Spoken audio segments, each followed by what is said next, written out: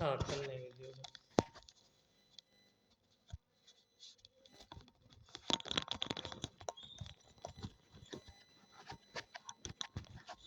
चलिए E block शुरू करते हैं।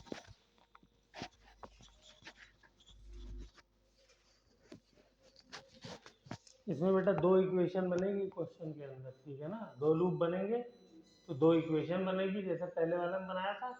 और करंट भी दो जगह डिवाइड होगा, I1 और I2। तो दो इक्वेशन जैसे एक्स वाई की दो इक्वेशन को हम लोग सॉल्व करते हैं तो एक्स और वाई की वैल्यू आती है, ऐसे एक्स और वाई समझ लो यहाँ पे I1 I2 है। तो दो इक्वेशन बनी, दो वैल्यूज निकाल लेंगे, आपस में एक दूसरे में ऐसे घटाएंगे और जोड़ेंगे कि एक आई कट जाए, मान लो I1 कट गया दोनों इक्वेशन से, I2 रह गया। ठीक है, हो जाए तो ठीक है, नहीं तो घबराना नहीं है, मैं कल नेक्स्ट क्लास में शो करा दूंगा, ठीक। लेकिन आप लोग ट्राई ज़रूर करेंगे, अब थोड़ा सा रिवीजन वगैरह पे जोर दीजिए। तो हम लोगों ने कहाँ तक कर लिया था, और पीरियोडिक टेबल का मैंने कहा था कि रिवाइज करके आना।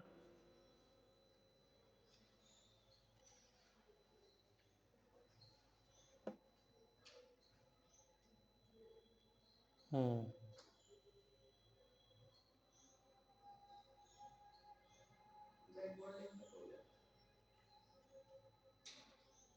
हम्म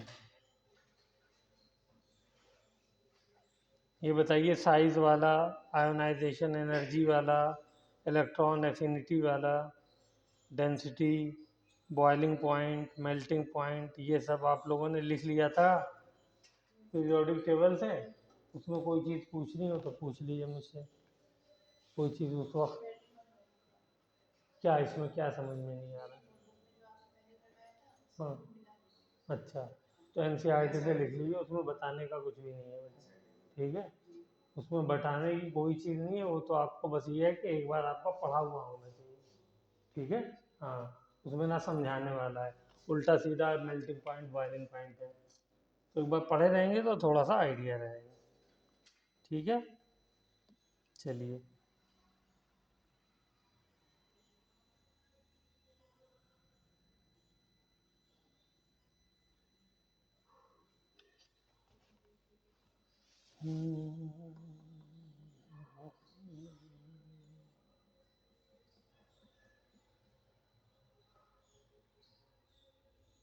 तो एक तो हमने बैक बॉन्डिंग कर लिया था, ठीक है, ठीक है, गुड।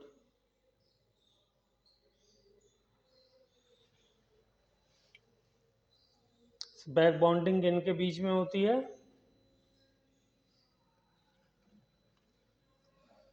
बैक बॉन्डिंग उन दो आइटम्स के बीच में होती है, एक के पास होना चाहिए लोन पेयर, लिखवाया था मैंने, तो बढ़ के बता भी तो सकते थे इतनी देर में, और दूसरा उसके पास होना चाहिए वेकेंट ऑर्बिटल। तो वो क्या होता है, लोन पेयर वाला अपने इलेक्ट्रॉन उसको दे देता है, ठीक है ना, तो वो बैक बॉन्डिंग बना लेता है। और ये जो बैक बॉन्डिंग होगी कौन सी वाली होगी, पाई बॉन्ड बनेगा, पाई कोऑर्डिनेट बॉन्ड बनेगा, ठीक है। चलिए, गुड। अब आते हैं,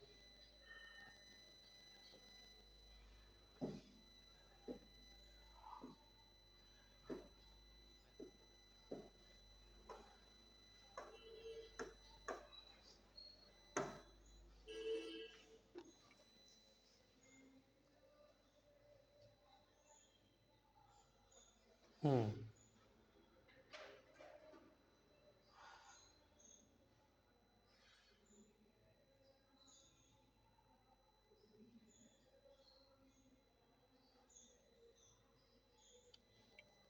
चलिए, अब आते हैं केमिकल रिएक्टिविटी की तरफ।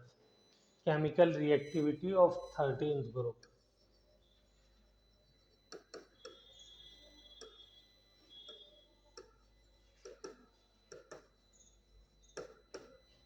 ऑफ 13th ग्रुप,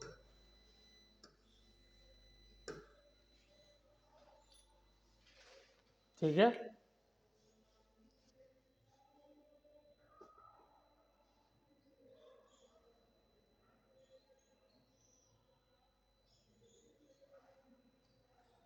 तो सबसे पहले ली है रिएक्टिविटी टुवर्ड्स एयर।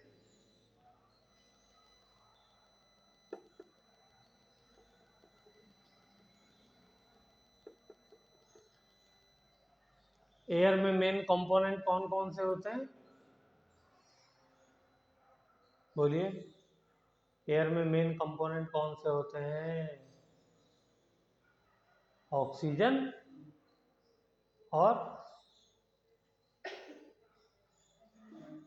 और नाइट्रोजन। बाकी सब गैसेस तो बहुत थोड़ी सी होती है। ऑक्सीजन तकरीबन 21% और नाइट्रोजन कितनी होती है? 78%। तो बचा क्या है? तो मेन तो यही हो गई ना, 99% तो हो गया, 1% में बाकी सारी गैसें। ठीक है ना, ये मैं कहना चाह रहा हूँ।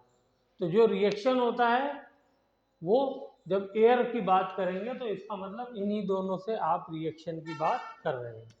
ठीक है, हाँ। अच्छा, 13th ग्रुप कौन सा है? ये वाला। इसको क्या कहते हैं, दूसरा नाम क्या है इसका? Boron family. ब्रैकेट में लिखिए बोरॉन फैमिली।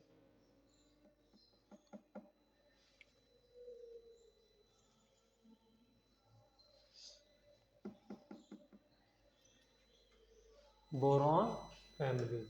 पहला क्या है? बोरॉन। दूसरा क्या है? एल्यूमिनियम। तीसरा क्या है? गैलियम। चौथा क्या है? इंडियम। और पांचवा क्या है? थैलियम।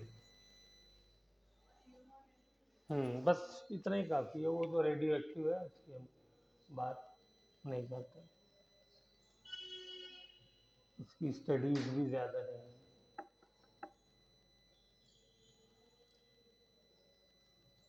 तो पहला जो होता है ये एसिडिक होता है। ठीक है, ये एम्फोटरिक होता है और ये बेसिक होता है। एम्फोटरिक जानते हैं ना, जो एसिड और बेस दोनों की तरह भी होता है।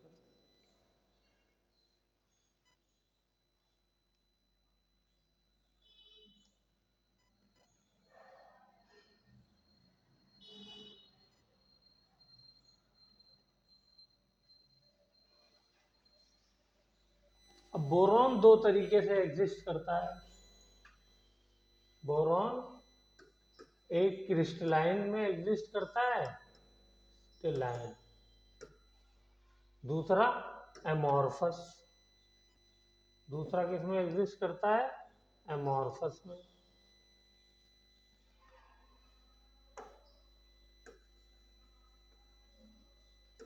बस,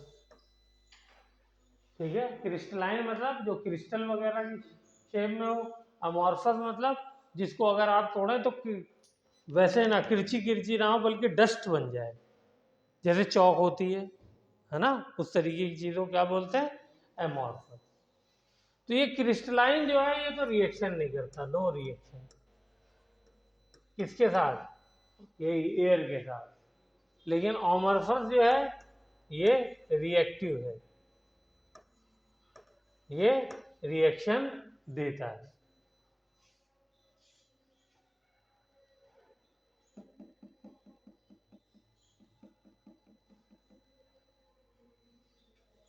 ठीक है,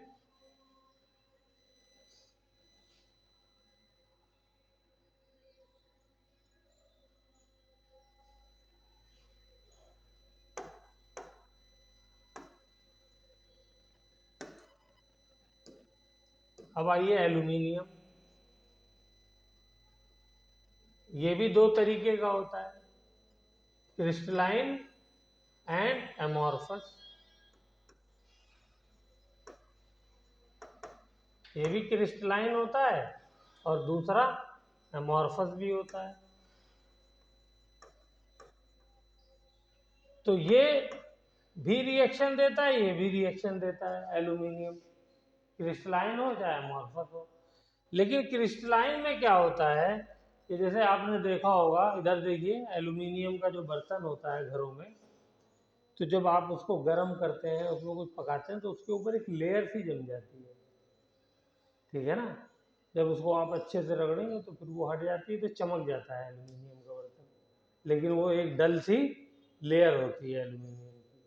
जब आप उसको हीट करते हैं तो वो क्या होता है, वो उसके ऊपर आ जाती है। वो क्यों आती है, वो एयर के साथ रिएक्शन करके आ जाती है, और वो लेयर इतनी स्ट्रांग होती है कि वो जब आ जाती है ऊपर, बहुत पतली सी लेयर होती है, आ जाती है, तो फर्दर उसका जो है रिएक्शन बंद हो जाता है, फर्दर इसका रिएक्शन बंद हो जाता है, ठीक है।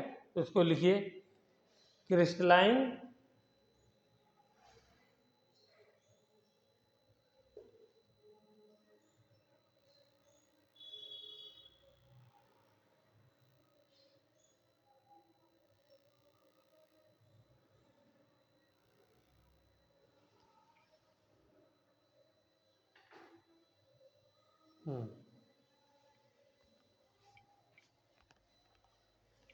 हो गया। तो क्रिस्टलाइन जो होती है फॉर्म्स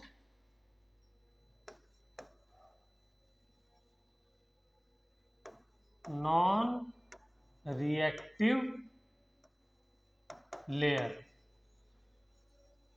और जब ये नॉन रिएक्टिव लेयर, शुरू में तो रिएक्टिव होगा जब लेयर बनाएगी, और जब एक बार लेयर बन जाएगी तो फिर क्या हो जाएगा, फिर अंदर के एल्यूमिनियम तक वो ऑक्सीजन या नाइट्रोजन या एयर पहुंच ही नहीं पाएगी, तो क्या हो जाएगा, नॉन रिएक्टिव हो जाएगा। लेकिन एमॉर्फस जो होते हैं ये रिएक्टिव होते हैं, ये रिएक्शन करते हैं। तो ये चीज पूछेगा कि व्हाई एल्यूमिनियम इज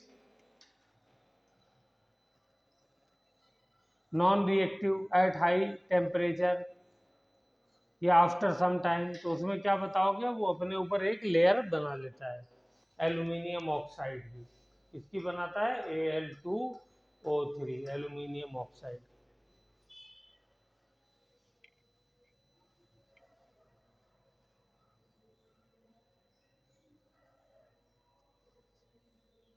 ठीक है, अब तो नहीं ब्लिंक कर रहा, चलिए।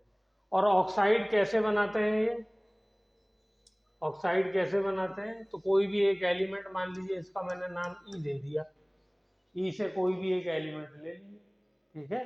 तो ये ऑक्साइड कैसे बनाएंगे, E2O3, ये वाला ऑक्साइड बनाएंगे। या फिर दूसरा अगर बनाएंगे तो E2O5, ये बनाएंगे। ये दो तरीके के ऑक्साइड बनाते हैं,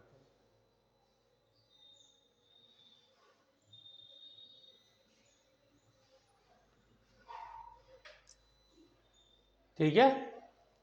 तो शुरू वाले जो हैं वो तो ये तीनों, ये तो E2O3 ही बनाते हैं, लेकिन ये नीचे वाले जो हैं इंडियम वगैरह, ये E2O5 भी बनाता है, ठीक है। क्यों बनाता है, क्योंकि इसके वैलेंस शेल में 5 इलेक्ट्रॉन होते हैं, ठीक है।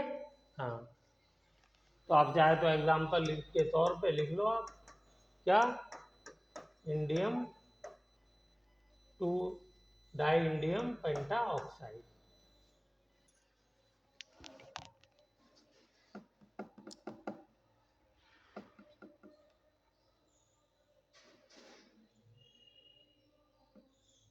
ठीक है। और नाइट्रोजन के साथ अगर रिएक्शन करेंगे तो क्या बनाएंगे, इसके ऊपर 3+ चार्ज होता है, क्योंकि इसकी वैलेंस शेल में 3 होते हैं, ठीक है ना। और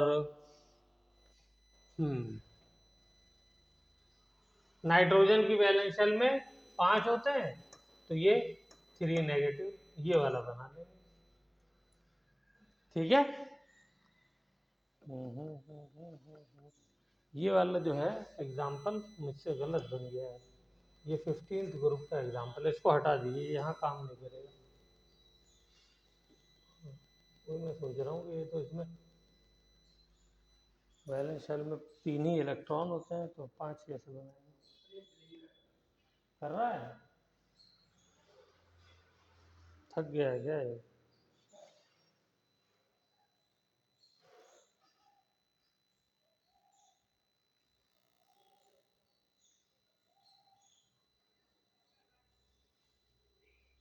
चलो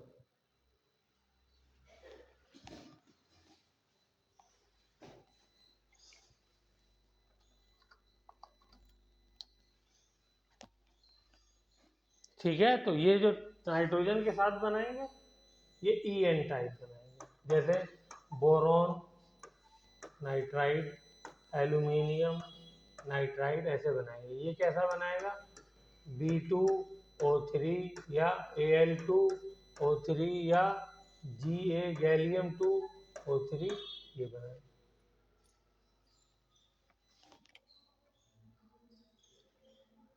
अब ये सब रटने वाली चीज़ें, इसमें कुछ समझाने का ज़्यादा है नहीं। जो कुछ समझाने वाला था वो हम लोगों ने पीरियोडिक टेबल वाले चैप्टर में समझ लिया है। चलिए अब हैलोजन के साथ बनाते हैं। Reactivity towards halogen, reactivity towards halogen, ठीक है। तो रिएक्टिविटी टुवर्ड्स हैलोजन हमें मालूम है कि हैलोजन जो है कौन कौन से होते हैं, फ्लोरीन, क्लोरीन, ब्रोमीन, आयोडीन। और सब के सब क्या चाहते हैं, एक नेगेटिव चार्ज चाहते हैं, क्योंकि इनके वैलेंस इलेक्ट्रॉन 7 होता है, एक चाहते हैं तो एक, ताकि ऑक्टेट पूरा हो जाए। तो ये कोई सा भी ले लीजिए, क्या बनाएगा, 3 इससे आकर के जुड़ जाएंगे, क्योंकि इसके पास 3 होते हैं, उसके पास एक चाहिए होता है, तो आकर के 3 जुड़ जाएंगे। अब कोई भी बना दिए, BF3 और BCl3, AlCl3, AlF3, ठीक है।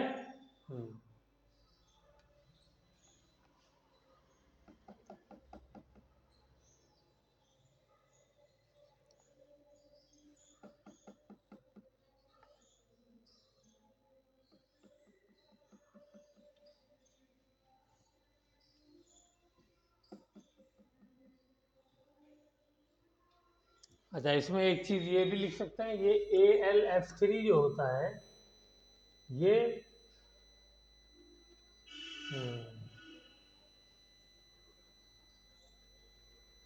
चलिए उसको अभी छोड़ते हैं, ठीक है। कोई भी इस तरीके से आप बना सकते हैं। चलिए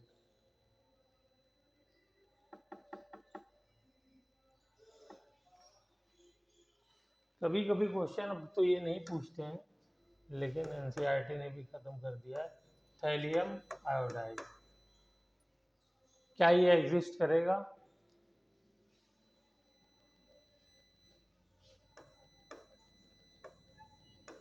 तो ये वाला एक कंडीशन में एग्जिस्ट करेगा, एक में नहीं करेगा। वो कंडीशन लिखिए, अगर ये तीनों आयोडाइड I- की फॉर्म में है तो एग्जिस्ट नहीं करेगा, डज नॉट एग्जिस्ट लिख लीजिए।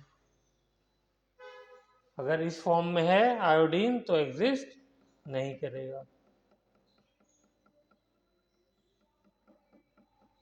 ठीक है। लेकिन अगर आयोडीन इस फॉर्म में है I3-,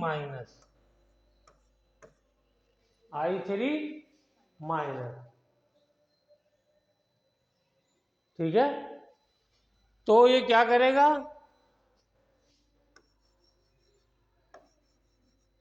एग्जिस्ट करेगा, क्योंकि अब ये I3 जो है ना, ये एक अकेली यूनिट की तरह आकर के यहां पर जुड़ रहा है। ऐसा क्यों होता है, ऐसा होता है because of inert pair effect. ये कल भी मैंने आधा घंटा समझाया है और पीरियोडिक टेबल में भी समझाया था। जब हम ग्रुप में नीचे जाते हैं तो जो s ऑर्बिटल में 2 इलेक्ट्रॉन होता है वैलेंस शेल का, वो क्या हो जाता है, इनर्ट हो जाता है, वो पार्टिसिपेट नहीं कर पाता, क्योंकि न्यूक्लियस उसको बहुत स्ट्रांगली होल्ड कर लेता है। क्यों होल्ड करता है बहुत स्ट्रांगली, इसलिए कि उससे पहले d ऑर्बिटल आ जाता है और f ऑर्बिटल आ जाता है, और d f ऑर्बिटल के जो अंदर इलेक्ट्रॉन होते हैं तो इलेक्ट्रॉन जो है आए तो उसकी वजह से जो शील्डिंग है वो वीक हो जाती है, वो शील्डिंग अच्छा कर नहीं पाते। जैसे छाते का मैंने एग्जांपल दिया था, एक आपने छाता ले लिया बहुत ही पतले कपड़े का और धूप में निकले, तो क्या वो आपको अच्छे से धूप से शील्ड कर पाएगा? नहीं कर पाएगा, ठीक है ना। तो यूँ समझो कि न्यूक्लियस जो है वो सन की तरह है और वैलेंस शेल के जो इलेक्ट्रॉन है वो आप हो, तो न्यूक्लियस से आपको शील्ड करना है।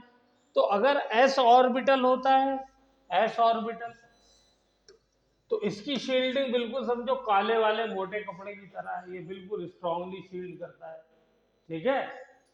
सारे इलेक्ट्रॉन के जो क्या कहते हैं अपने इलेक्ट्रॉन्स की वजह से न्यूक्लियस के चार्ज को जितना मैक्सिमम इसका साइज है उसके हिसाब से रोक लेता है।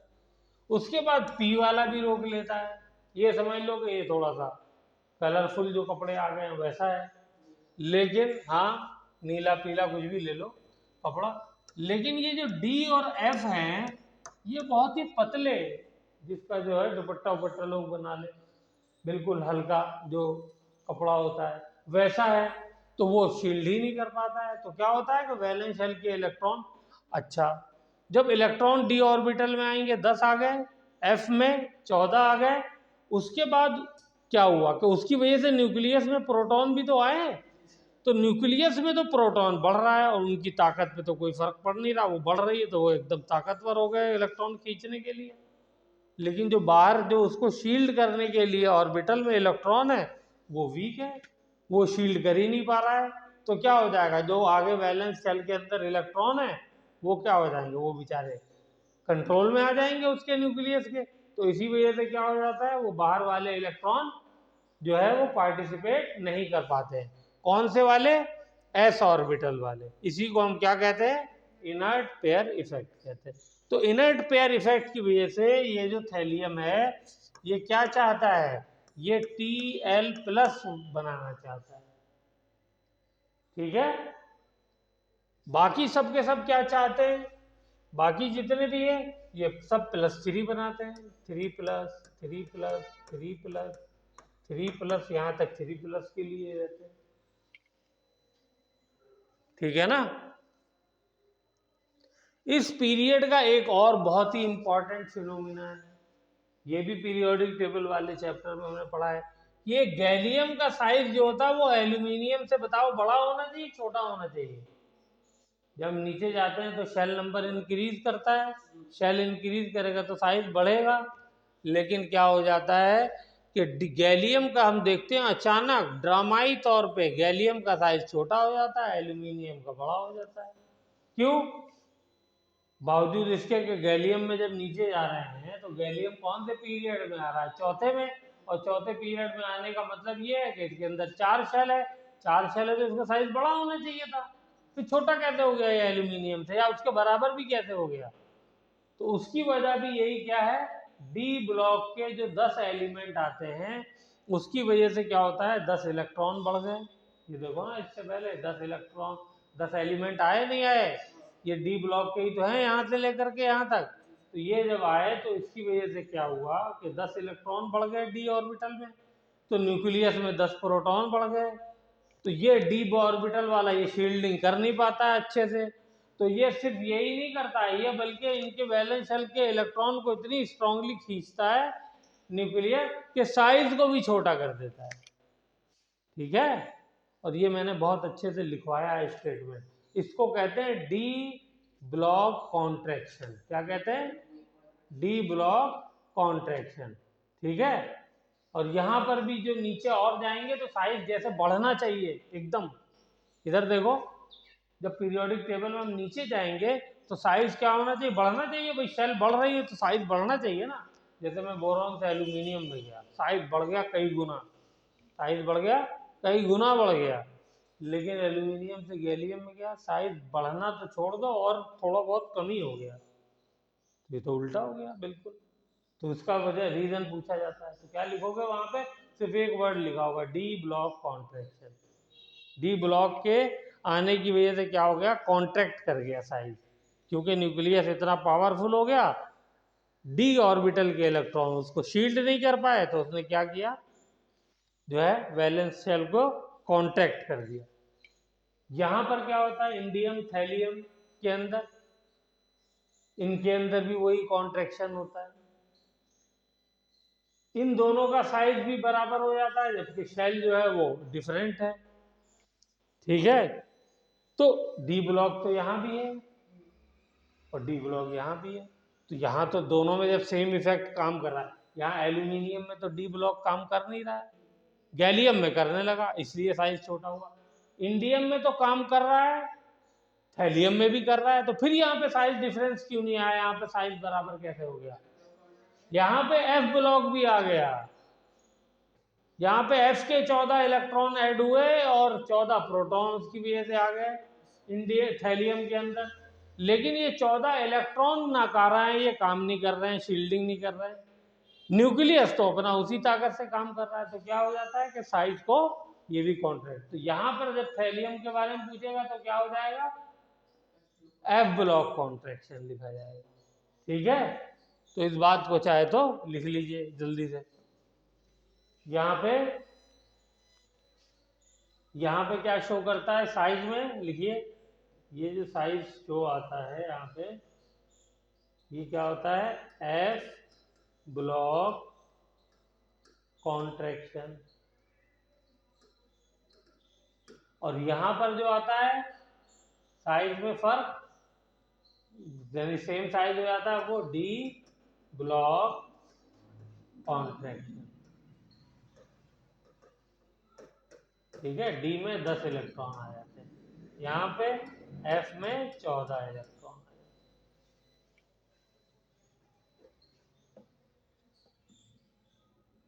चलिए,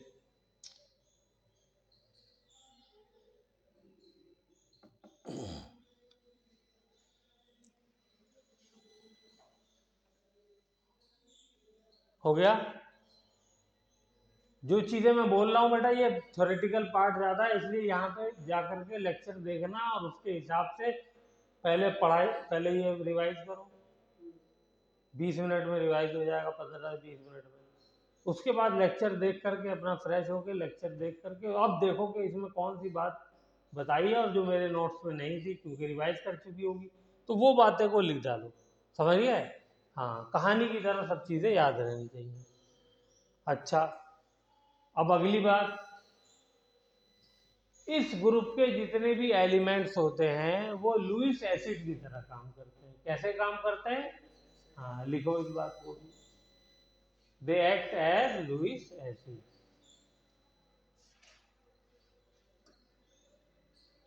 These group elements act as Lewis acid. ठीक है ना, लुईस एसिड क्या होते हैं? जिनके पास वेकेंट ऑर्बिटल होता है, जो इलेक्ट्रॉन पेयर को एक्सेप्ट कर सकते हैं, इनके पास वेकेंट ऑर्बिटल होता है। कोई सा भी ले लो, मान लो बोरॉन ही लेते हैं, तो बोरॉन के पास कितने इलेक्ट्रॉन होते हैं? 1s2 2s2 2p1।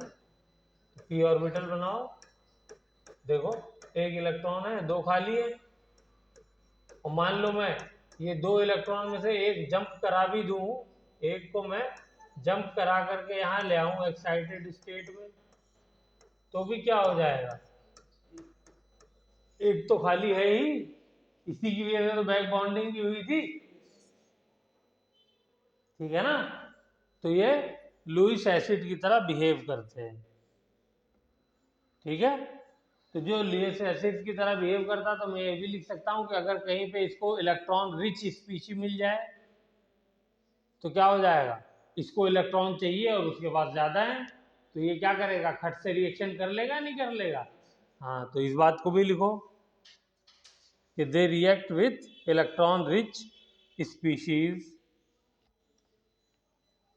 Very quickly. For example, मान लिया मेरे पास है BF3, इसका स्ट्रक्चर क्या होता है? ये रहा,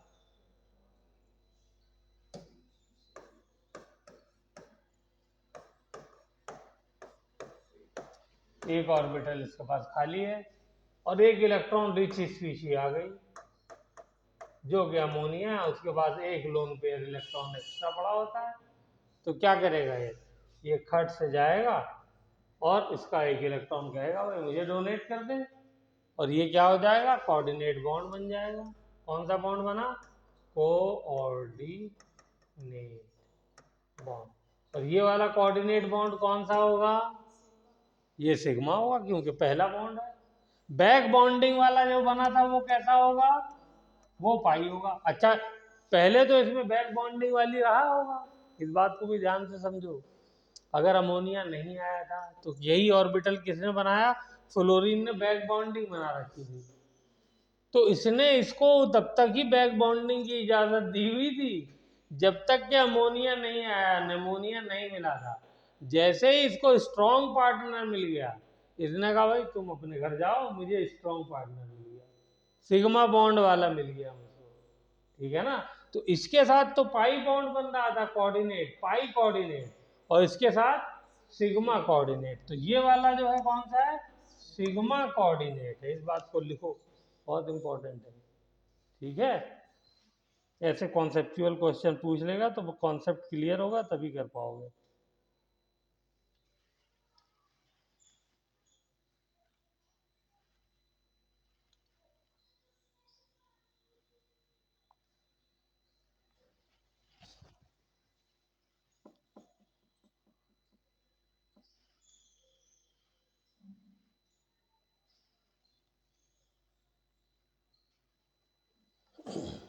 लिख लिया, reactivity towards acid and base, तो लिखिए, हेडिंग डालिए, reactivity towards acid and base,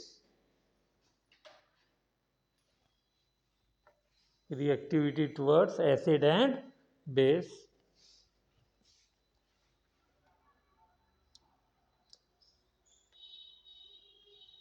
boron gives no reaction, boron के बारे में लिखो, boron gives no reaction.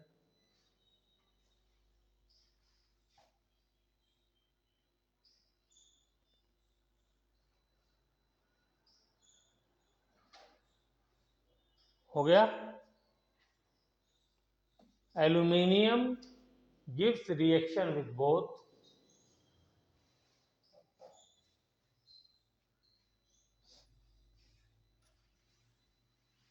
Acid से भी एल्यूमिनियम रिएक्शन करता है और बेस से भी करता है, ठीक है। हाँ,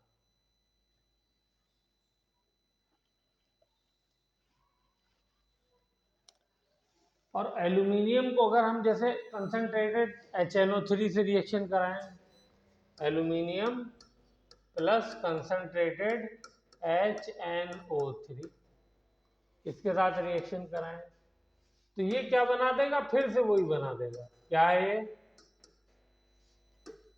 हाइड्रोजन गैस देगा प्लस NO2।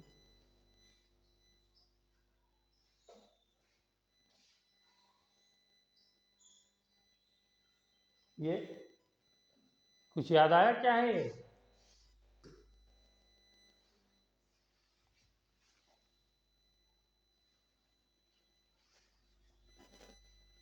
12 लभी इसको याद करने की जरूरत नहीं, खाली इतनी काफी है। ये वही लेयर है, क्या है, non reactive oxide layer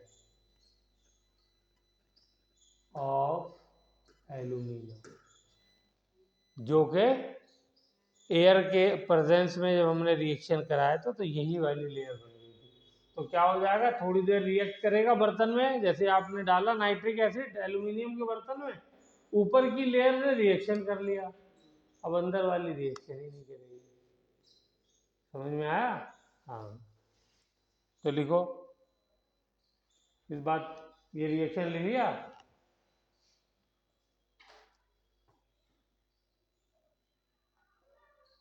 Surface becomes inert due to formation of protective layer.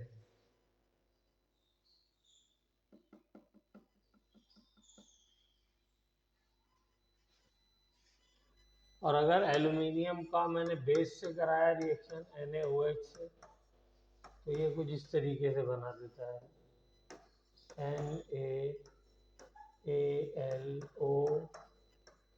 Negative होता है ना, तो ये 4 ले लेंगे, इसके ऊपर 3 प्लस है तो 1 माइनस आ जाएगा, ये कंपाउंड बना देता है। प्लस इसमें भी हाइड्रोजन गैस रिलीज होती है, वहाँ एसिड से भी रिएक्शन में हाइड्रोजन गैस रिलीज हो रही है और बेस से भी हो रही है।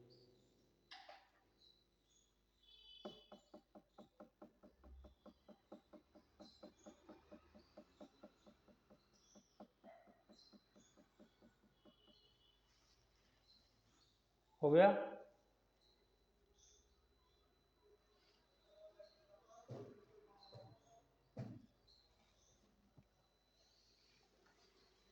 इसका नाम क्या हो जाएगा? सोडियम हाइड्रोक्सी ग्रुप कितनी बार है? 4 बार, तो टेट्रा हाइड्रोक्सी एल्यूमिनियम। एल्यूमिनियम को एल्यूमिनेट बोलेंगे क्योंकि नेगेटिव चार्ज है कॉम्प्लेक्स के ऊपर, ठीक है, तो एल्यूमिनेट लिख लो, कोऑर्डिनेशन केमिस्ट्री के अंदर हम लोग पढ़ेंगे इसको। अच्छा, इसका बड़ा यूज है इस रिएक्शन का, कहाँ पर यूज होता है? ब्लॉकेज खोलने के लिए, जैसे नाली वगैरह चौक हो जाती है, कुछ हो जाता है, तो इसका पाउडर आता है, उसके अंदर एल्यूमिनियम होता है और NaOH होता है, ठीक है।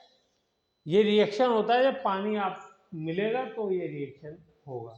तो क्या करते हैं, आप उस पैकेट को खोलिए और ब्लॉकेज जो नाली है उसके अंदर डाल दीजिए, तो जब ये रिएक्शन होगा तो ये क्या कर देगा, उसके अंदर ये ढेर सारी हाइड्रोजन गैस पैदा करेगा, ठीक है, और हीट भी पैदा करेगा। तो इसकी वजह से क्या हो जाता है, उसमें इस गैस की वजह से प्रेशर अंदर लगता है, जब प्रेशर लगेगा तो अंदर का पूरा कचरा वो बाहर को ठेल देगा, साफ हो जाएगा, ठीक है। तो ये लिखो इसको, this reaction is use for the removal of blockage from the drain pipe.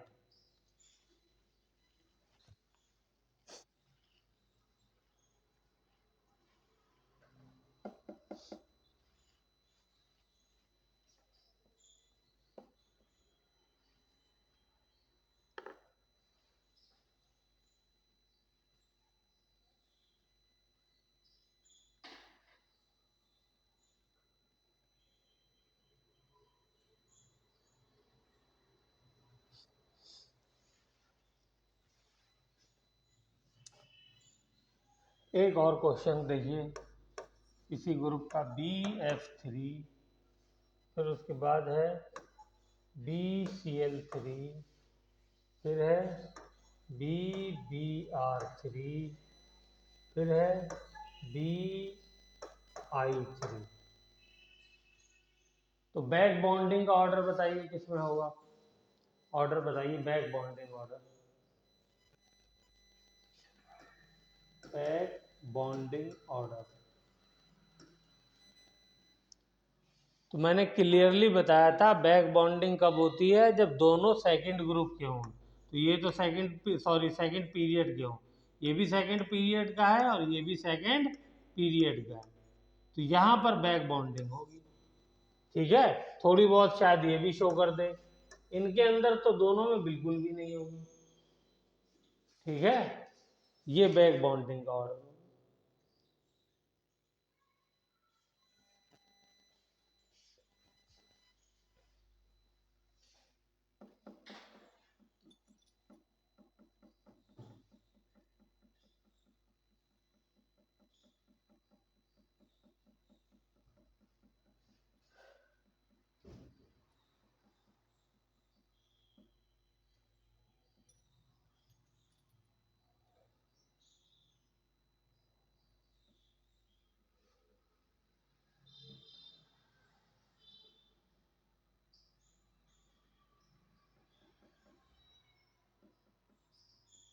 ठीक है। दूसरा बताओ, Lewis acidic nature, Lewis acidic nature,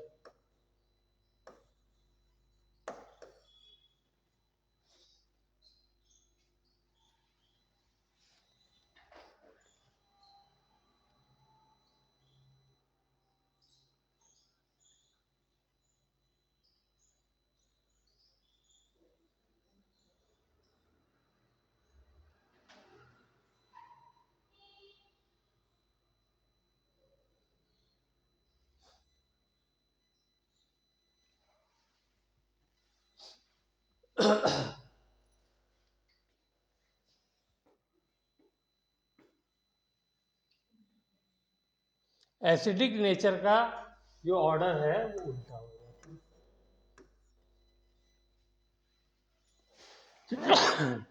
ठीक है, क्योंकि जब इनके अंदर बिल्कुल भी बैक बॉन्डिंग नहीं हो रही है तो एक तो ये वैसे ही फ्री हो गए, ठीक है, और दूसरा क्या हो जाता है कि ये आई का साइज बड़ा होने की वजह से इनके पास जो इलेक्ट्रॉन का क्लाउड है वो दूसरा क्या आ रहा है, इलेक्ट्रॉन लेकर के आ रहा है ना, वो इलेक्ट्रॉन लेकर के आ रहा है तो वो डोनेट करेगा बोरॉन को, ठीक है, डोनेट करेगा तभी तो ये एसिड कहलाएगा, मतलब ये एक्सेप्ट करेगा, वो डोनेट करेगा।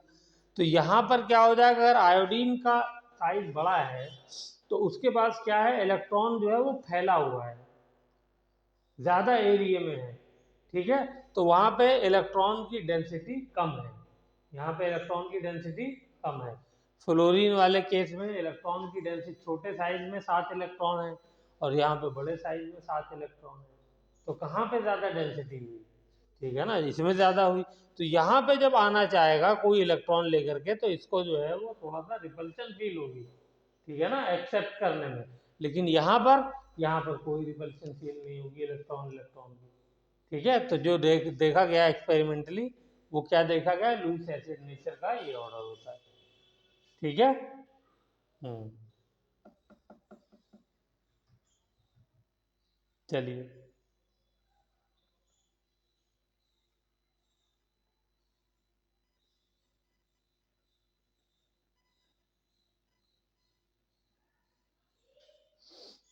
हम्म,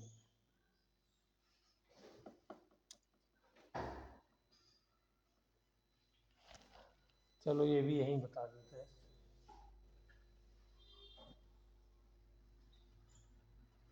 मान लो मैंने अब की बार यहाँ पर क्या किया है, सेंट्रल एटम सेम रखा है, ये भी हर जगह बोरॉन है, अब की बार मैं बदल देता हूँ और ये कॉर्नर एटम अलग अलग कर देता हूँ,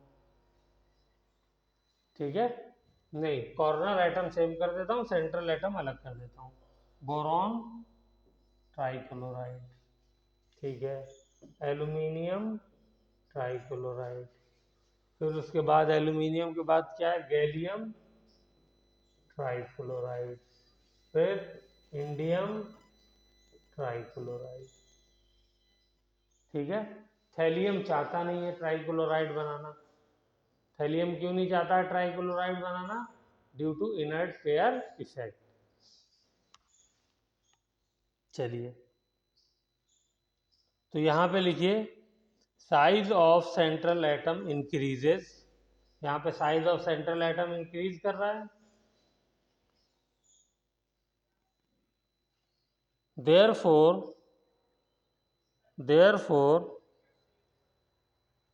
lone pair accepting, therefore lone pair accepting tendency decreases,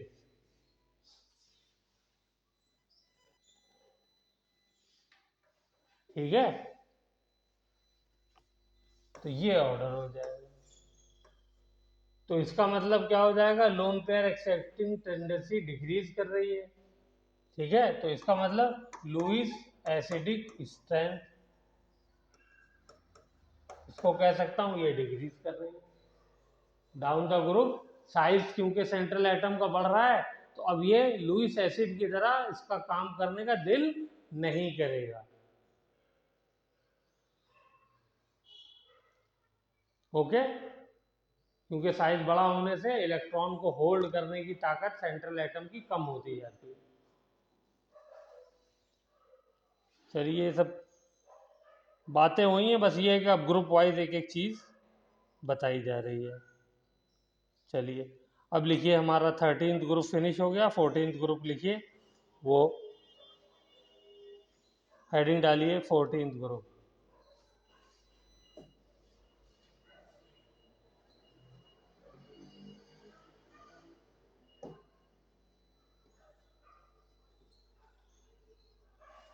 fourteen, इसका दूसरा नाम क्या है, कार्बन फ्रेंडली, ठीक है, लिखिए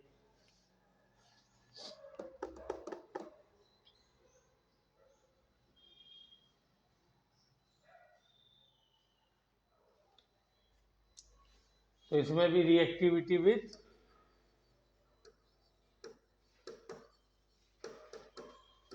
विथ ऑक्सीजन, ये हमको पढ़ना है। कौन कौन से एलिमेंट हैं 14th ग्रुप में? मुस्कान, पहला कार्बन, दूसरा सिलिकॉन, तीसरा जर्मेनियम। ये 14th ग्रुप जर्मेनियम, फिर टिन, फिर लेड। ठीक है, वही सारी बातें जो वहां पढ़ी है यहाँ पर भी पढ़नी है। यहाँ पर भी लास्ट वाला जो एलिमेंट है, देखो सब के सब किस में एग्जिस्ट करना चाहते हैं? +2 +4। ठीक है, 2 ऑक्सीडेशन स्टेट सबके लिए, लेकिन ऊपर वाले जो है यहाँ तक +4 इनका डोमिनेटिंग है, और कार्बन तो +2 में एग्जिस्ट ही नहीं करता है ना, हमेशा पर 4 बॉन्ड बनाता है, +4 होता है। लेकिन लेड जो है, इसको कहोगे बेटा तुम +2 में जाना चाहोगे +4 में, तो ये कहेगा पापा पापा मैं +2 में जाना पसंद करता हूँ। ठीक है, क्यों? फिर वही बात, इनर्ट पेयर इसे। ठीक है,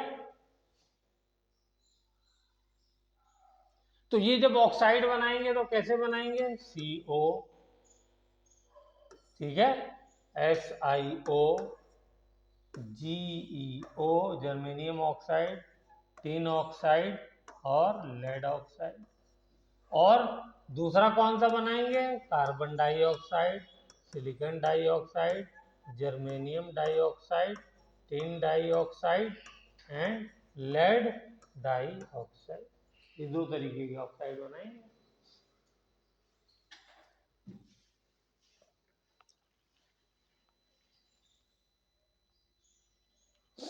हो गया। ये वाले जो 3 ऑक्साइड हैं ये एसिडिक हैं, और ये वाले जो 2 हैं ये एमॉर्फस हैं।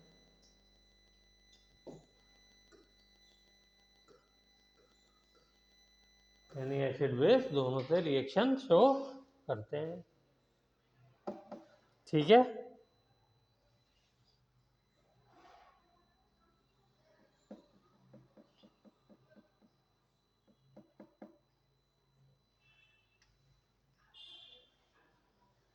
हो गया। बोलो बेटा, चलें। तो ये रिएक्टिविटी विथ हमने किससे पढ़ा? ऑक्सीजन के साथ। अब हेडिंग डाली है रिएक्टिविटी विथ वाटर, H2O के साथ, प्लस कोई भी इनमें से कार्बन 14 का एलिमेंट ले लीजिए।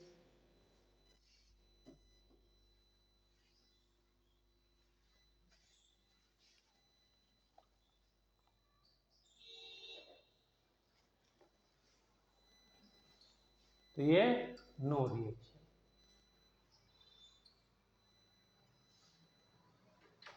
ठीक है, लेकिन एक्सेप्ट पीबी, पीबी दे देता है लास्ट वाला। लेड जो है ये रिएक्शन देता है। लिख लिया? लिख लिया? लिखिए, बट पीबी ऑल्सो फॉर्म्स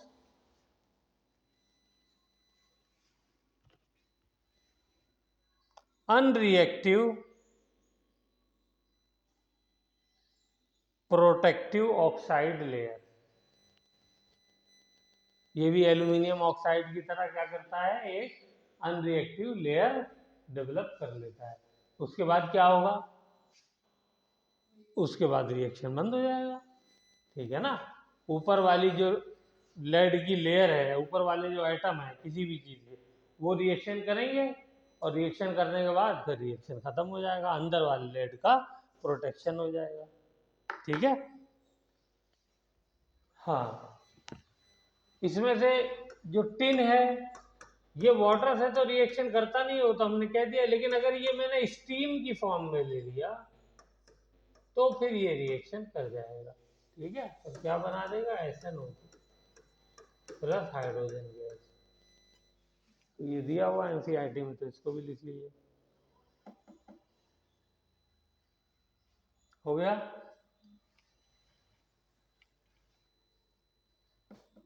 चलिए, नेक्स्ट लिखिए रिएक्टिविटी विथ हैलोजन। अब देखिए जल्दी जल्दी हो रहा है। विथ हैलोजन, हैलोजन क्या होते हैं? वही क्लोरीन, क्लोरीन, ब्रोमीन, आयोडीन। इनको हैलोजन क्यों कहते हैं? क्योंकि ये साल्ट बनाते हैं। क्या बनाते हैं? सॉल्ट, इसलिए हैलोजन कहते हैं।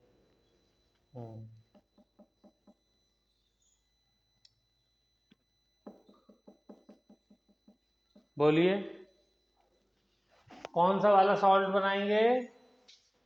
सबके सब।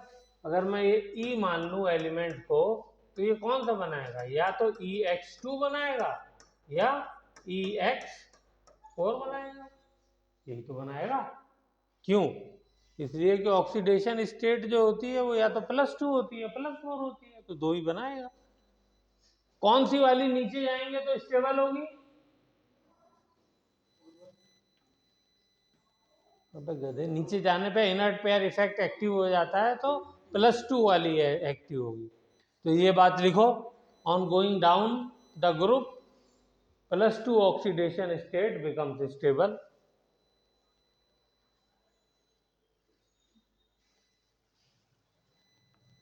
On going down, the +2 oxidation state becomes stable due to inert pair effect. Therefore, EX2 will be more stable. और एग्जाम्पल में लिख लो। एग्जाम्पल में क्या लिखोगे? PbCl2 is more stable than PbCl4। बोलो ठीक है? PbCl2 ज्यादा स्टेबल है PbCl4 से।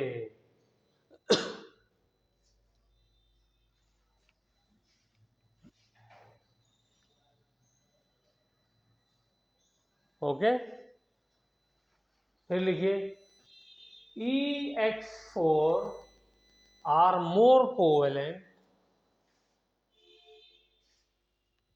than EX2। EX4 higher oxidation वाले जो कंपाउंड होते हैं ना, वो क्या होते हैं? कोवेलेंट नेचर के होते हैं। ठीक है, तो यहाँ पे ऑक्सीडेशन स्टेट क्या है? +4, यहाँ पे है +2, तो ये वाले क्या होंगे? कोवेलेंट। और ये वाले जो होंगे वो आयनिक हो जाएंगे। ठीक है, हाँ, ज्यादातर, इसमें भी एक्सेप्शन है।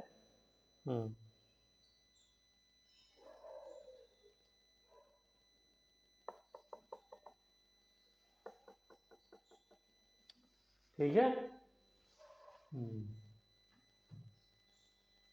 इसके अंदर एक एक्सेप्शन लिखना चाहो तो लिख सकते हो, PbF4 ये और SnF4 ये फ्लोरीन के साथ वाले जो हैं, वैसे तो सारे कोवेलेंट है, फ्लोरीन के साथ वाले आयनिक हो जाते हैं 4 भी। इसको चाहे लिख सकते हो।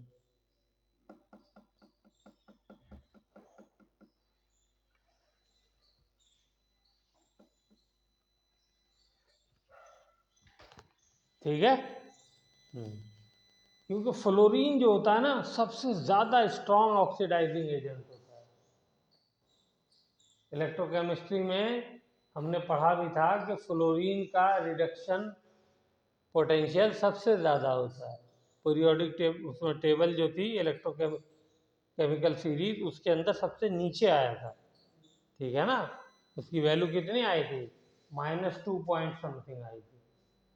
ठीक है, हाँ, तो इसलिए सबसे स्ट्रॉन्ग ऑक्सीडाइज, खुद को रिड्यूस करना चाहता है ना सबसे ज़्यादा, तो जब खुद को रिड्यूस करेगा तो दूसरे को ऑक्सीडाइज करेगा, तो इसलिए स्ट्रॉन्ग ऑक्सीडाइजिंग एजेंट हो गया। वहीं पे अगर हमसे पूछ ले PbI4 क्या एग्जिस्ट करेगा, तो ये एग्जिस्ट ही नहीं करेगा। एक तो Pb+4 में चाहता नहीं है रहना, Pb+4 में एग्जिस्ट करना नहीं चाहता है। दूसरे, जो आयोडीन है उसका साइज भी बड़ा है, वो स्ट्रॉन्ग बॉन्ड भी नहीं बना सकता। जैसे फ्लोरीन इतना तगड़ा ऑक्सीडाइजिंग एजेंट है कि वो तो जबरदस्ती बना लेता है, लेकिन आयोडीन में वो ताकत नहीं है, तो क्या हो जाएगा? वो एग्जिस्ट ही इसलिए नहीं करेगा। तो ये बात भी लिख लो, ऐसी डायरेक्ट पूछ ले क्वेश्चन, और ऐसी डायरेक्ट क्वेश्चन आ जाते हैं। हो गया, चलो वेरी गुड। क्या टाइम हुआ? हाँ, ग्रुप नंबर 15। बस ऐसे ही इसको भी खत्म कर देते हैं, ये लास्ट है। देखो, 2 ग्रुप खत्म कर दिए हमने खटाखट। इसका भी लिखो, रिएक्टिविटी विथ ऑक्सीजन।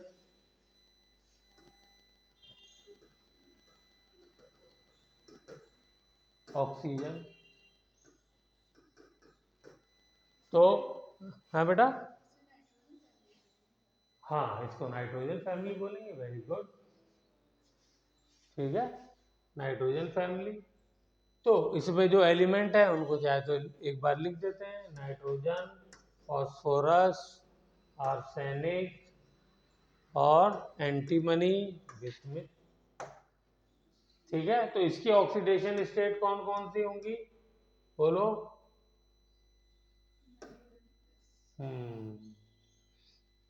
देखो, ये माइनस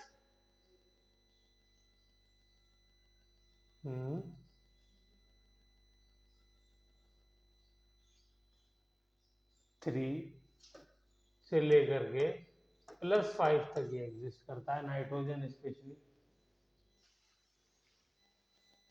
ओके,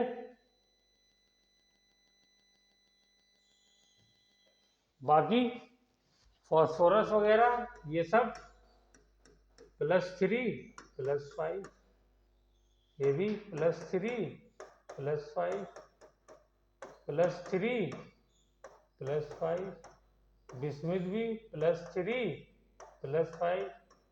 लेकिन बिस्मिथ फिर नीचे जाने की बात क्या हो जाएगा, इनर्ट पेयर इफेक्ट इसमें स्ट्रांग हो जाता है।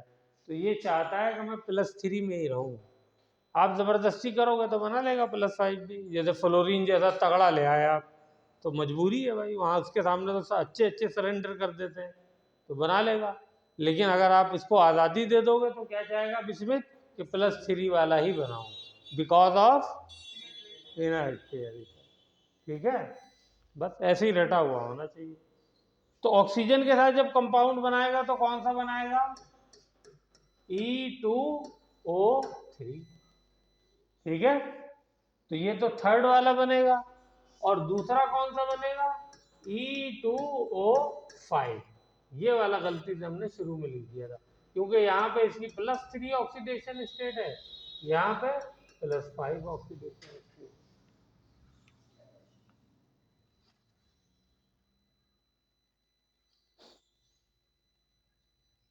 ठीक है, नाइट्रोजन और फॉस्फोरस के जो ऑक्साइड्स हैं ये होते हैं एसिडिक। कैसे होते हैं, हाँ, एंटीमनी और आर्सेनिक के होते हैं एमॉर्फस, एमॉर्फस कह रहा हूं, एम्फोटरिक। और ये वाला क्या होता है, बेसिक।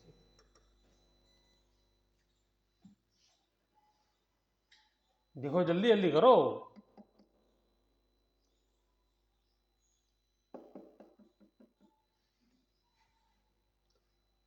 लेकिन इसमें जो सबसे ज्यादा पूछी जाने वाली चीज है वो ये है कि नाइट्रोजन का एक ऑक्साइड होता है NO, इसको बोलते हैं नाइट्रोजन ऑक्साइड, और दूसरा होता है N2O। N2O इसको बोलते हैं नाइट्रस ऑक्साइड, इसको लाफिंग गैस भी बोलते हैं। ये दोनों के दोनों जो हैं न्यूट्रल हैं। कैसे हैं, न्यूट्रल, ये एसिडिक नहीं है। हाँ, ये न्यूट्रल है। यहाँ पे जब ये बात आ गई तो यहाँ पे भी लिख लो। ये जो कार्बन मोनोऑक्साइड होती है ये भी न्यूट्रल होती है, इसको लिखो नोट्स में, ये भी लिखो। कार्बन मोनोऑक्साइड जो थी ये भी न्यूट्रल थी। ठीक है,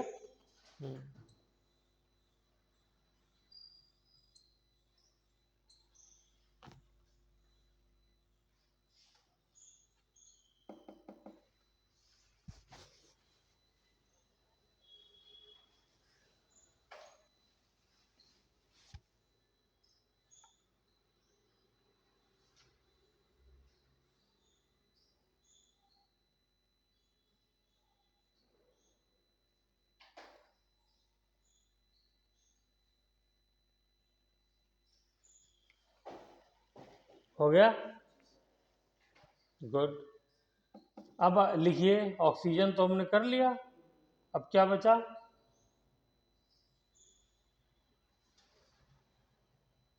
अब क्या बचा? ऑक्सीजन कर लिया। Okay, okay, okay, okay. Reactivity with halogen, इससे यही तो सब में पढ़ रहे हैं, तो वही लिखते जाओ। With halogen, chlorine, chlorine, bromine, iodine लिखो। Reactivity with halogen.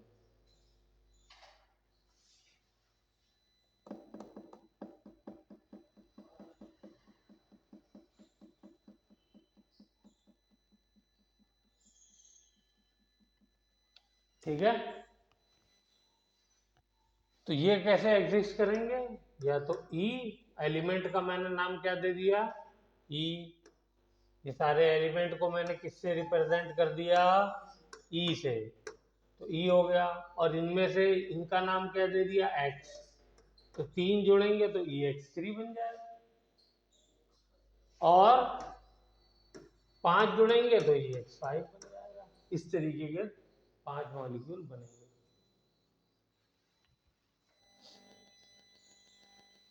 क्लियर हो गई बात? ये दो टाइप के हेलोजन हैं। नाइट्रोजन का बनाना जरा क्लोरीन के साथ, 5 वाला, क्या मॉलिक्यूल बनेगा? नाइट्रोजन का क्लोरीन के साथ, ये चलो फ्लोरीन के साथ बना दो।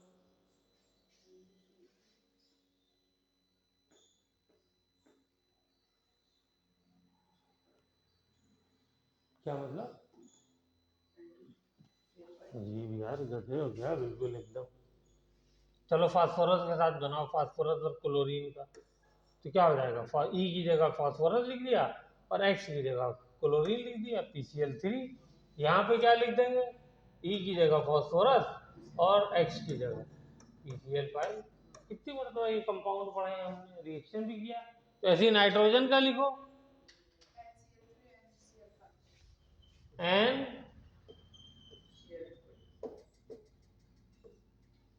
क्या हो गया इसको?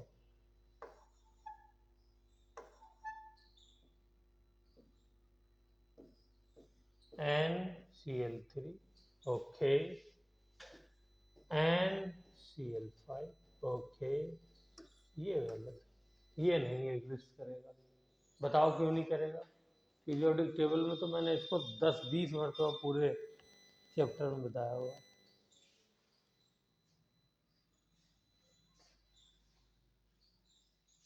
क्योंकि नाइट्रोजन के पास d ऑर्बिटल नहीं होता है।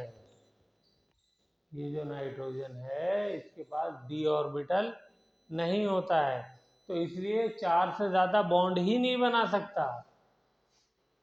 ठीक है, तो ये बना करके इसको ऐसे ही काटो और लिखो, nitrogen can not form more than 4 bonds. बाकी सब बनाएंगे, बाकी सबको कोई दिक्कत नहीं, क्योंकि सबके पास डी ऑर्बिटल की शुरुआत कहाँ से होती है? थर्ड पीरियड से होती है। ये सेकंड पीरियड का है, सेकंड पीरियड के किसी भी एलिमेंट के पास डी ऑर्बिटल नहीं होता है।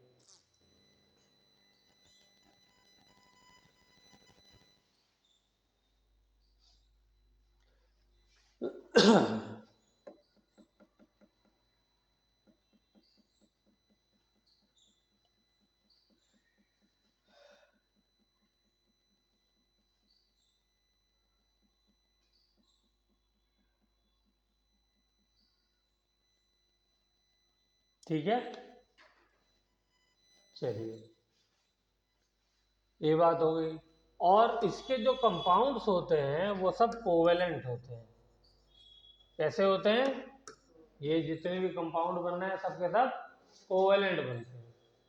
तो ये तो बहुत जनरल बात हो गई, इसमें से थोड़ी क्वेश्चन पूछेगा। एक कोवेलेंट नहीं बनता है, उसको पूछ लेगा। वो कौन सा होता है? वो होता है बिस्मिथ ट्राइफ्लोराइड।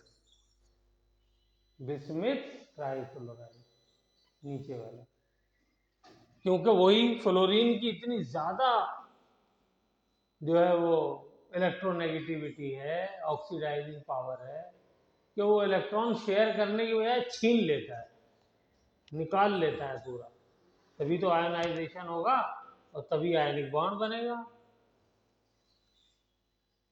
ठीक है, बाकी सब कोवेलेंट होते हैं। और ये पूछ रहे कि कौन ज्यादा कोवेलेंट है, तो ज्यादा कोवेलेंट कौन सा होगा, ये वाला कोवेलेंट कैरेक्टर। इसके लिए बॉन्डिंग, केमिकल बॉन्डिंग वाला फैजान रूल वाला लेक्चर देखना होगा आपको। क्लियर हो गई बात?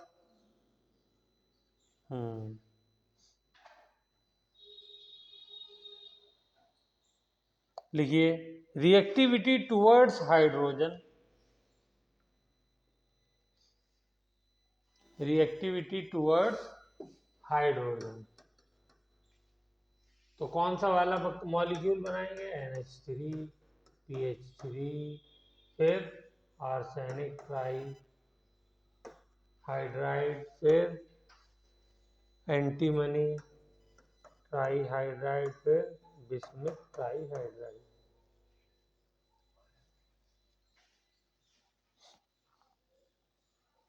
ठीक है, बॉन्ड एंगल इसका जो होता है वो होता है 107 डिग्री बॉन्ड एंगल, लिखो। और बाकी यहां से यहां तक का होता है 90 डिग्री अप्रोक्सीमेटली। एक तो ये बात इंपॉर्टेंट है।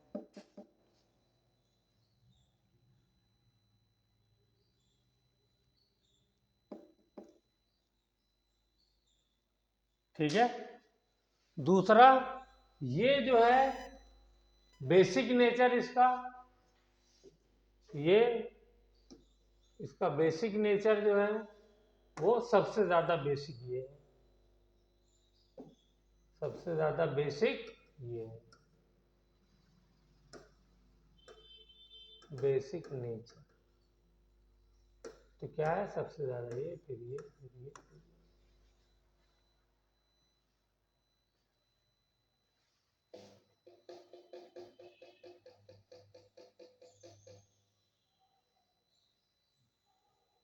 ये तो इसका निशान लगा दिया, किसका, ये तो टिक का निशान लगाया है, राइट वाला, राइट वाला निशान नहीं है, मैंने राइट का कहाँ लगाया, राइट थोड़ी है, ग्रेटर देन वाला है वो,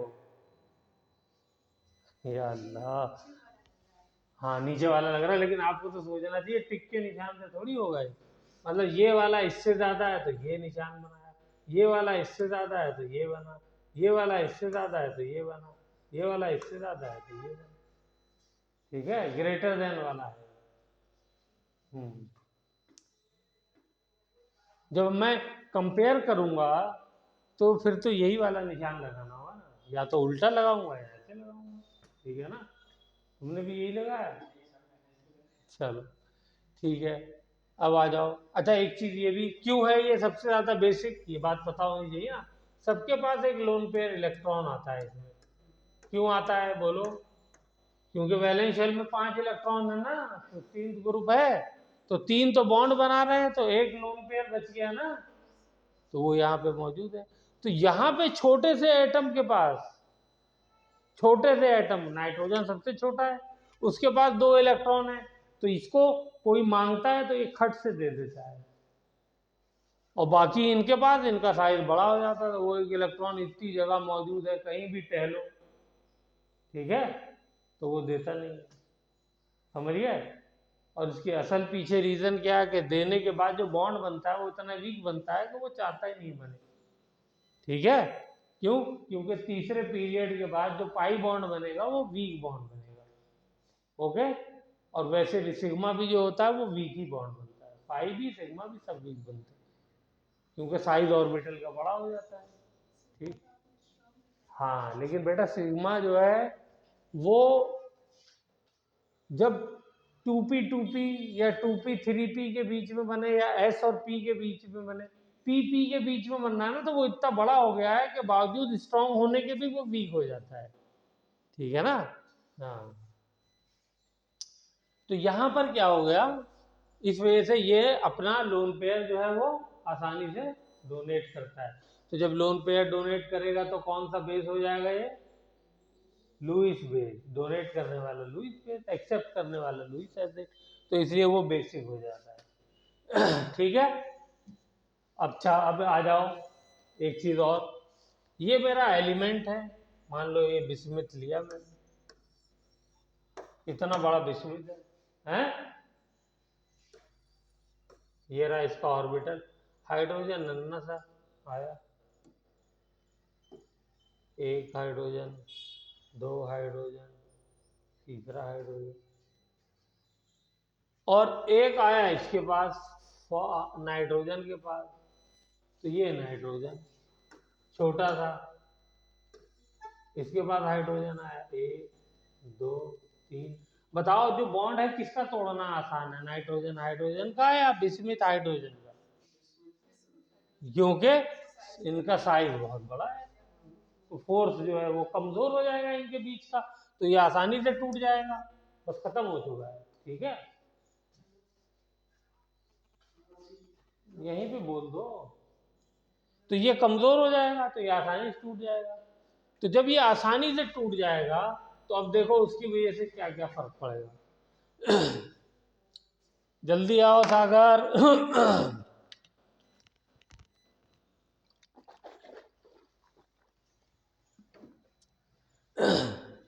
तो देखो जब ये आसानी से टूट जाएगा तो क्या क्या फर्क पड़ेगा, पहले तो ये बात लिखो जल्दी से, पूरी बात ये लिखो, down the group the strength of, लिखो down the group the strength of element hydrogen bond will decrease because of increase in size, हो गया। तो अब देखो तो क्या हो जाएगा, EH3 बना है? ये आसानी से क्या कर देगा, अपने हाइड्रोजन रिलीज कर देगा, ठीक है ना, क्या कर दिए इसने, हाइड्रोजन रिलीज कर दिए,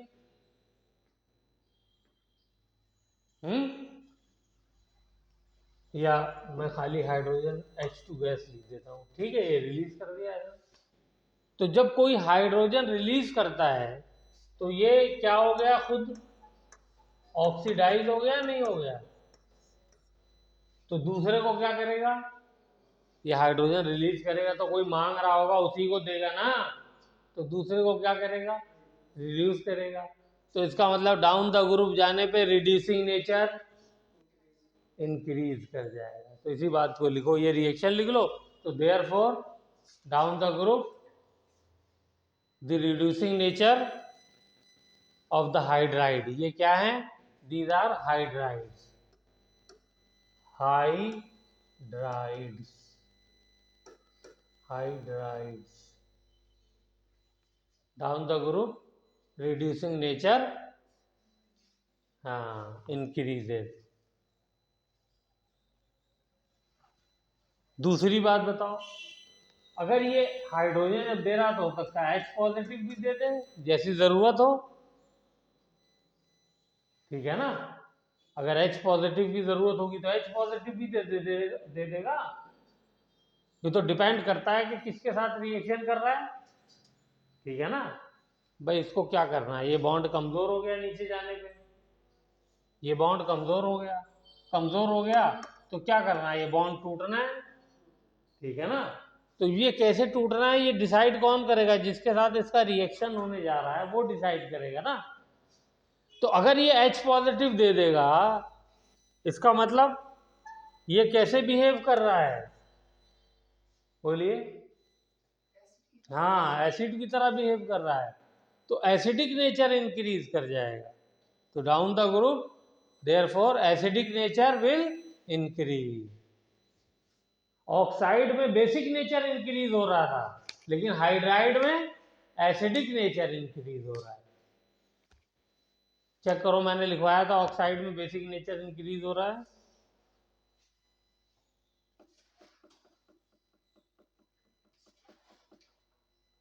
बोलिए। नहीं, ऑक्साइड्स में लिखवाया। अच्छा, अभी मैंने इसमें कहीं नहीं करवाया, कहाँ गया यार, करवाना चाहिए। ये तो रहा। कैसे कह रही हो भाई, जरा देखो, ऊपर एसिडिक, बीच में एम्फोटरिक, नीचे basic.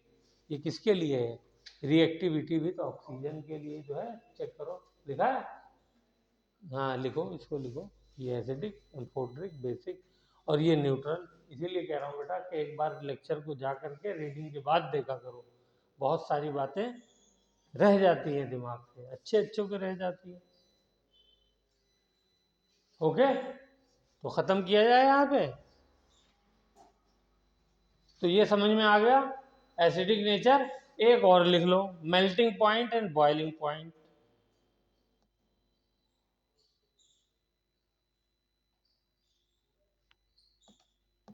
Melting point and boiling point. Melting point and boiling point, यहीं पे इसको भी बता देता हूँ। Melting point and boiling point.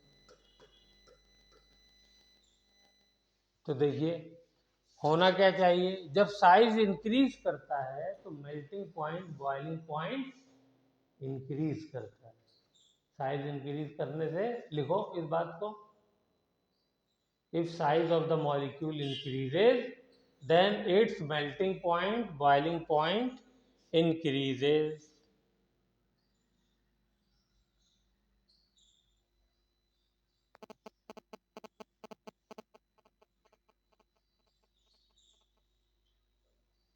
ठीक है, but in this case ammonia has hydrogen bonding. Ammonia has hydrogen bonding. Therefore,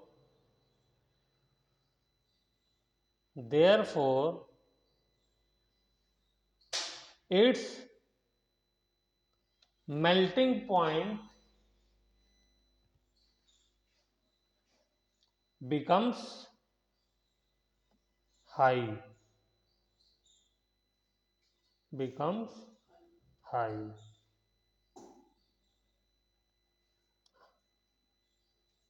ठीक है, हाइड्रोजन बॉन्डिंग पता है क्या होती है? कई मरतबा बता चुका हूँ। When hydrogen is bridged between two highly electronegative element. Hydrogen bonding लिखो अंडरलाइन करके और पढ़ के आना नोट्स में से। नहीं समझ में आया तो फिर पूछना। चलिए, तो यहाँ पे हमने 15th ग्रुप भी खत्म कर दिया।